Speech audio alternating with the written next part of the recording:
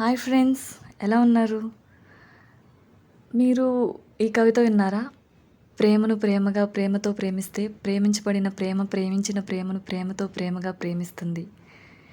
ఈ కవితని మా ఫ్రెండ్ ఒకరోజు చదివి, నీలో ఉన్న కవయిత్రిని నిద్రలేపుదామని నాకొక టాస్క్ ఇచ్చింది. నిజం అనే పదానికి నువ్వు ఒక కవిత రాయి అని అడిగింది.